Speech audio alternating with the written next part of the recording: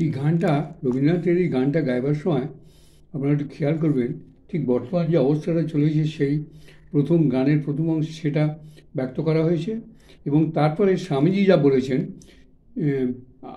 পরের অংশতে স্বামীজি যা বলেছেন, যেটা আমি পাঠ করছি এখন, স্বামীজির বা ঋষিশ্রেষ্ঠ স্বামীজির কথা, সেইটাই রবীন্দ্রনাথ বলেছেন। আমি আপনাকে আগের দিনও বলেছিলাম রবীন্দ্রনাথের সমস্ত গানেতে শ্রীরামকৃষ্ণ এবং স্বামীজির যত রকম ভাব আছে সমস্ত ভাব ব্যক্ত করা হয়েছে।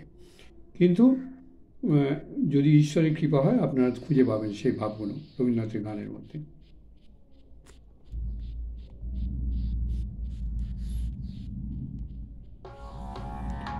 এবার জমের দুয়ার খোলা পেয়ে ছুটছে যে সব ছেলে মেয়ে, হরি বল হরি বল হরি বল। এবার জমের দুয়ার খোলা পেয়ে ছুটছে যে সব ছেলে মেয়ে, হরি বল হরি বল হরি বল। এবার জমের দুয়ার খোলা পেয়ে ছুটছে যে সব ছেলে মেয়ে, হরি বল হরি বল হরি বল।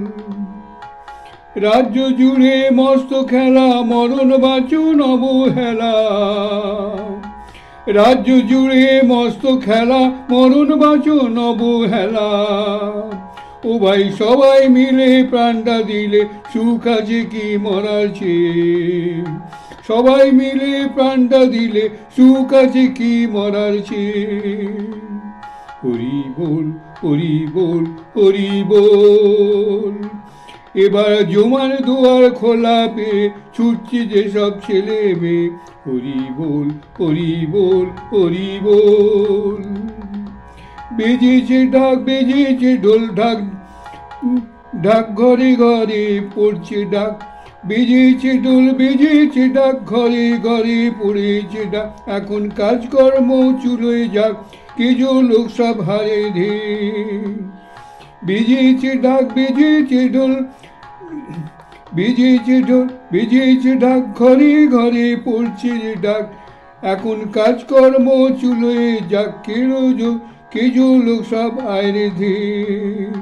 হরি বল হরি বল হরি বল।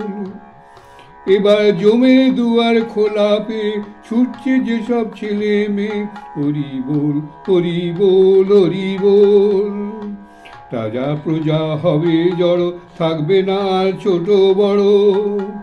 রাজা প্রজা হবে জড়ো, থাকবে না আর ছোট বড়। একই স্রোতের মুখে ভাসবে রেখে বৈতরণী নদীবে। একই স্রোতের মুখে ভাসবে সুখে বৈতরণী নদীবে। হরি বল হরি বল হরি বল।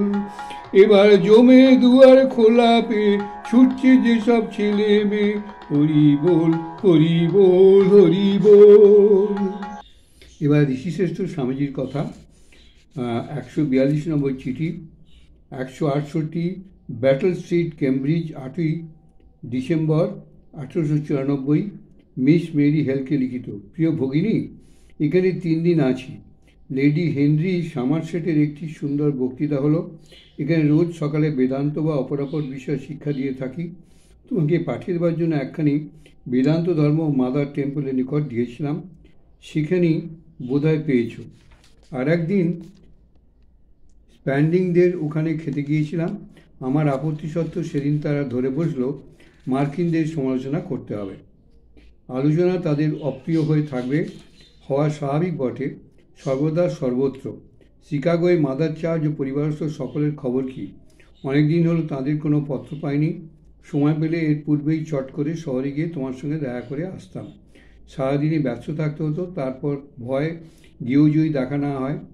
তোমার যদি অবসর থাকে লিখো, আমি সুযোগ পাওয়া মাত্রই তোমার সঙ্গে দেখা করে আসবো। অপরাহ্নের দিকে আমার অবকাশ। সকাল থেকে বেলা 12টা পর্যন্ত খুব ব্যস্ত থাকতে হয়। এইভাবে চলবে যে পর্যন্ত এখানে আছি, অর্থাৎ এই মাসের 27 বা 28 তারিখ পর্যন্ত। সকলে আমার প্রীতীয় শুভেচ্ছা জানবে। তোমার চিরকালের স্নেহশীল ভাষা, বিবেকানন্দ। দেখুন, এই 1894 সালে আমেরিকাতেও ফোনের এত চল ছিল না। তাহলে স্বামীজি ফোন করে যেতে পারতেন, তুমি ঘরে আছো কি না আছো, বা কথা বলে। তখন সবই চিঠির মাধ্যমে হতো। 1894-তে আমেরিকাতেও ফোন টোন কিছু আবিষ্কার হয়নি সেভাবে।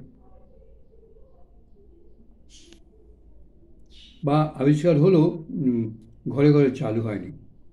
এবার মিস মেরি হেলকে লিখিত কেমব্রিজ, ডিসেম্বর 1894। প্রিয় ভগিনী, এইমাত্র তোমার পত্র পেলাম। তোমাদের সামাজিক প্রথায় যদি না বাঁধে, তাহলে মিসেস অলিবুল ও মিসেস ফার্মার ও মিসেস এডামস নামক শিকাগোতে আগত ব্যায়াম বিশারদদের সঙ্গে একবার দেখা করে যাও না কেন? যে কোনো দিন তাদের সেখানে পাবে। তোমাদের স্নেহশীল বিবেকানন্দ। ব্যায়াম বিশারদ, আচ্ছা। এবারে আবার লিখছে 144 নম্বর চিঠি, কেমব্রিজ থেকে মিস মেরি হেলকে লিখছে, প্রিয় ভগিনী, এরপর তোমার আর কোনো পত্র পাইনি। আগামী মঙ্গলবার নিউ ইয়র্ক চলে যাচ্ছি। ইতিমধ্যে তুমি মিসেস বুলের পত্র অবশ্য পেয়ে থাকবে। আমি যে কোনো দিন সানন্দে তোমার কাছে যাব। বক্তৃতা শেষ হওয়ায় আমার এখন অবকাশ আছে। আগামী রবিবার ছাড়া, স্নেহশীল বিবেকানন্দ। এবারে আলাসিঙ্গা পেরুমলকে লিখছে, ভারতবর্ষে। এই চিঠিগুলি বড় বড় চিঠি। 145 নম্বর চিঠি, যুক্তরাষ্ট্রে, আমেরিকা, 26শে ডিসেম্বর 1894। প্রিয় বরেছু আলাসিঙ্গা, শুভ আশীর্বাদ। তোমার পত্র এইমাত্র পেলাম। নরসিংহ ভারতে পৌঁছেছে শুনে সুখী হলাম। ডাক্তার ব্যারোজের ধর্ম মহাসভা সম্বন্ধে বিবরণ পুস্তিকাখানি তোমায় পাঠাতে পারিনি, সেই জন্য আমি দুঃখিত। পাঠাতে চেষ্টা করব। কথাটা হচ্ছে এই যে, ধর্মসভা সম্বন্ধে সব ব্যাপার এদেশে পুরনো হয়ে গেছে। তিনি সম্প্রতি কোনো বই লিখেছেন কিনা জানি না। আর তুমি যে কাগজখানির কথা উল্লেখ করেছো তার সম্বন্ধেও কিছু জানিনি। এখন ডাক্তার ব্যারোজ ধর্মসভার তৎসংক্রান্ত বইপত্র ও অন্য কিছু যা সব প্রাচীন ইতিহাস হয়ে দাঁড়িয়েছে, সুতরাং তোমরাও এগুলোকে ইতিহাসের সামিল ভাবতে পারো। এখন আমার সম্বন্ধে প্রায় শুনে থাকি, কোনো না কোনো মিশনারি কাগজে আমাকে আক্রমণ করে লিখে থাকে। তার কোনোটা আমার দেখবার ইচ্ছেও হয় না। যদি ভারতের ওই রকম মিশনারিদের আক্রমণ সম্বলিত কোনো কাগজ আমাকে পাঠাও, তাহলে জঞ্জালের মধ্যে ফেলে দেবো। আমাদের কাজের জন্য একটু হুজ্জুতের দরকার। এখন যথেষ্ট হয়েছে। স্বামীজি কী ধরনের কথা ব্যবহার করতেন দেখুন। হুজ্জুতের দরকার। এখন আর লোকে এখানে বা সেখানে আমার পক্ষে বিপক্ষে ভালো মন্দ কী বলছে সেদিকে আর লক্ষ্য করো না। তুমি তোমার কাজ করে যাও। আর মনে রেখো, নহি কল্যাণকিট কশ্চিৎ দুর্গতিং তাহাতে গচ্ছিত। এই স্বামীজিকে এত ভালোবাসার ভালো লাগার কারণ কি জানেন? স্বামীজি একদম আমাদের ঘরের মধ্যে এসে কথা বলতে শুরু করেছেন। ওই মঠে বেলমঠে বসে সন্ন্যাসীদের মতন বড় বড় কথা, অহংকার ত্যাগ কর, অমুক কর, সেই কর, এইসব বেদ বেদান্ত উপনিষদ শোনায়নি। স্বামীজি আমরা যে ভাষা বুঝবো, যে ভাষা বুঝে বর্তমান সমাজের উপকার হবে। আমরা বর্তমান সমাজের মানবিকতায় লাভ করিনি। তা আমরা ওইসব সাধুদের বড় বড় বেদান্তর কথা কী করে বুঝবো? ওসব বোঝা সম্ভব নয়। কিন্তু স্বামীজি যা বলছেন সেটা কিন্তু বোঝা সম্ভব। হ্যাঁ,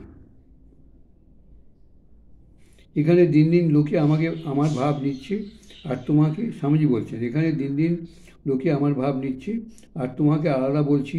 তুমি যতটা ভাবছো তার চেয়ে এখানে আমার যথেষ্ট প্রতিপত্তি হয়েছে। সব জিনিসেরই ধীরে ধীরে অগ্রসর হবে। বাল্টিমোরের ঘটনা সম্বন্ধে বক্তব্য এই যে, যুক্তরাষ্ট্রের দক্ষিণ ভাগে লোকে নিগ্রোদের সঙ্গে অন্য কৃষ্ণকায় জাতির প্রভেদ জানে না। যখন জানতে পারবে তখন দেখবে তারা খুব অতিথিবৎসল। টমাস ক্যাম্পিসের কথা নিয়ে ব্যাপারটা আমার নিকট নতুন সংবাদ বটে। আমি তোমার পূর্বেও লিখেছি, এখনও লিখছি, আমি খবরের কাগজে সুখ্যাতি বা নিন্দায় মোটেই কান দিই না।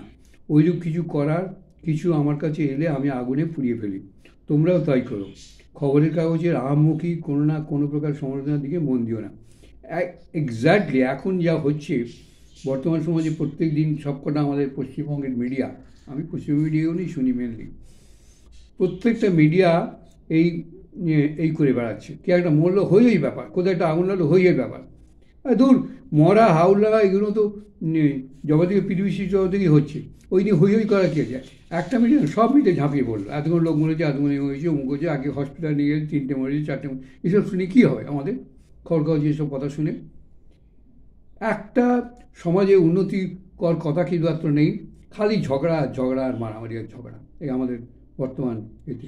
সেই জিনিস স্বামীজি তখনই বলছেন, এই খবর কাগজের কথাগুলো, এইসব কথাগুলো পেলে আমি সঙ্গে সঙ্গে আগুনে ফেলে দিই।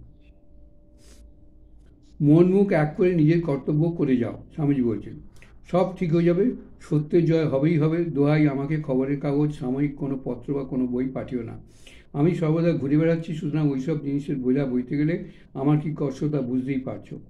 মিশনারিদের মিথ্যা উক্তিগুলি গ্রাহ্যের মধ্যে এলো না। এখানে কোনো ভদ্রলোকই তাদের আঙুল দেয় না। ভারতে তারা হাত পা চাপড়াক। ডাক্তার ব্যারোজ এখানে একজন খুব বড়লোক তা নয়, সম্পূর্ণ নীরবতাই হচ্ছে তাদের উক্তিগুলির প্রতিবাদ। আমার ইচ্ছা তোমরা তাই করো। সর্বোপরি আমাকে ভারতীয় খবরের কাগজ বন্যায় ভাসিয়ে দিও না। ওর থেকে আমার যা দরকার ছিল তা হয়ে গেছে, আর না। এখন কাজে মন দাও। সুব্রহ্মণ্য আয়ারকে তোমার সভার সভাপতি করো। আমি তার মতো অকপট ও মহানুভব লোক আর দেখিনি। তার ভিতর হৃদয় ও বুদ্ধিবৃত্তির খুব সুন্দর সামঞ্জস্য আছে। তাকে নিজেদের উপর নির্ভর করে যাও। এখনও আমি অকপটভাবে বিশ্বাস করি মাদ্রাজ থেকে এই শক্তি তরঙ্গ উঠবে। আমার সম্বন্ধে কথা এই, কবে আমি ফিরে যাচ্ছি জানি না। আমি এখানে এবং ভারতের দুই জায়গাতেই কাজ করছি। মাঝে মাঝে কিছু কিছু টাকাও পাঠাতে পারবো, এই পর্যন্ত সাহায্য করতে পারি। তোমরা সকলে আমার ভালোবাসা জানবে। সদা আশীর্বাদ রেখো। বিবেকানন্দ।